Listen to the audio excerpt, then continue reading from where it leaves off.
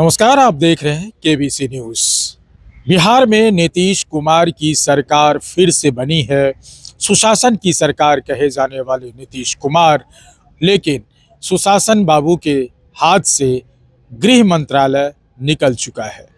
अब बता दें कि गृह मंत्रालय का जो जिम्मा है वो सम्राट चौधरी के पास है और सम्राट चौधरी ने बड़े दावे और वादे भी किए हैं कि अपराधी अब बचाए नहीं जाएंगे और अपराधी की अब खैर नहीं।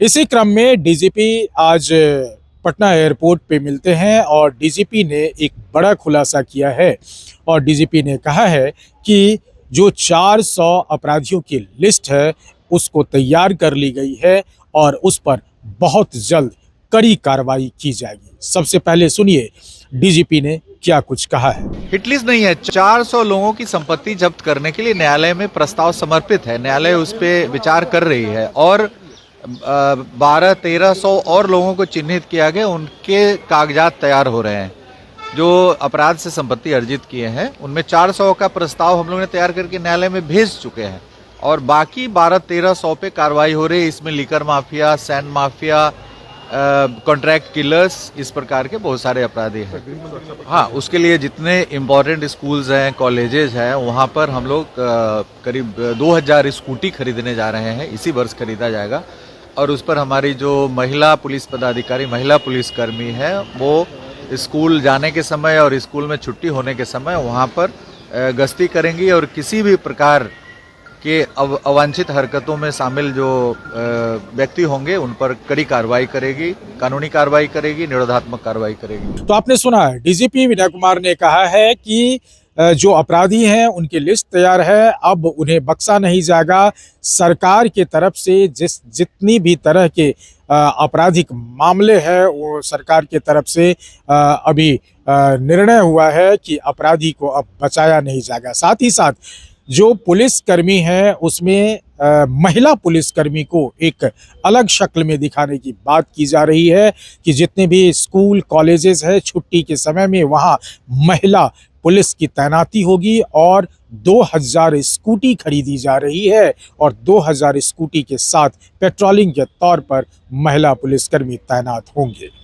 तो इन तमाम चीज़ों को लेकर के आपने सुना डीजीपी ने लॉ एंड ऑर्डर पे क्या कहा है। साथ ही साथ अगर बात करें आपको बाकी जो रोजगार की बात हो रही है, बाकी जो व्यवस्थाएं की बात हो रही है, इन तमाम चीज़ों पर आज परिवहन मंत्री श्रवण कुमार से भी बात की गई और परिवहन मंत्री श्रवण कुमार ने क्या कुछ कहा है। सबसे पहले सुनिए कि पिंक बस सेवा को लेकर के क्या कुछ कहा है। साथ ही साथ लालू राबड़ी के आवास खाली करने को लेकर के श्रवण कुमार ने एक बड़ा बयान दिया है। सभी जिलों अभी तो 200 का हमने निर्धारित किया है।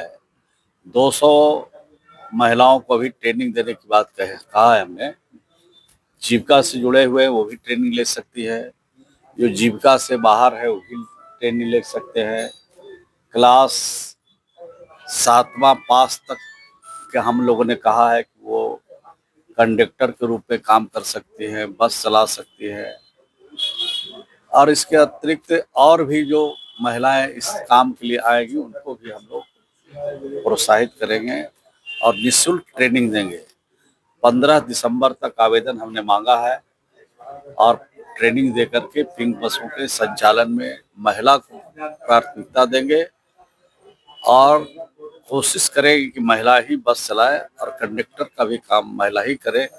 इसकी पूरी कोशिश मतलब ये होता है कि यदि ट्रेनिंग देके वो परीक्षा पास करती हैं तो ये जो वैकेंसी आप निकालेंगे वो परमानेंट होगी या अनुबंध होगी? पहले तो ट्रेनिंग के लिए लोग आएंगे, ट्रेनिंग करके उसमें काम करना शुरू करेंगे तो सरकार उस पर आगे की कार्रवाई करेगी। क्या-क्या ट्रेनिंग में क्या-क्या देंगे?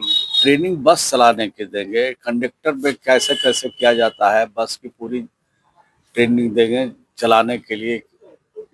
तो ट्रेनिंग जो होता है वो ट्रेनिंग पूरा मिलेगा। ट्रेनिंग लेकर के उसके बाद पिंक बसों पर उनको संचालन के लिए, चलाने के लिए, पैसेंजर के लिए कुछ विशेष सुविधा के प्लान है क्या? महिलाओं के लिए तो अलग है। पिंक बस पर महिला ही चल सकती है और महिला के लिए ही ये पिंक बस चलाई गई है। राजद के लोग बंगला खाली नहीं करेंगे तो उनको नियम कानून से चलना चाहिए।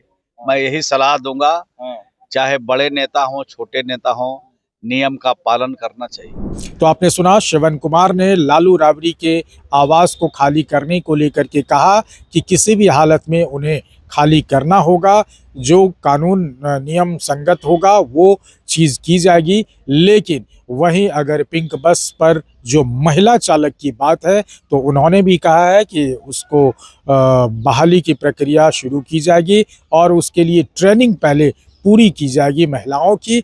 उसके बाद जो पिंक बस सेवा है उसमें महिलाओं की तैनाती की जाएगी, महिला चालक की। इन तमाम चीज़ को लेकर के अगर देखा जाए तो बिहार में सुशासन की सरकार कहे जाने वाले नीतीश कुमार अब नए तौर पे है, नए दौर में किस तरीके से वो अपने काम को करेंगे। हालांकि काफ़ी एक्टिव अभी नज़र आ रहे हैं, लेकिन जितने तरह के वादे और दावे किए जा रहे हैं, कितना जल्दी धरातल पर उतरने वाली होगी, ये देखने वाली बात है। कमलेश आनंद, केबीसी न्यूज़, पटना।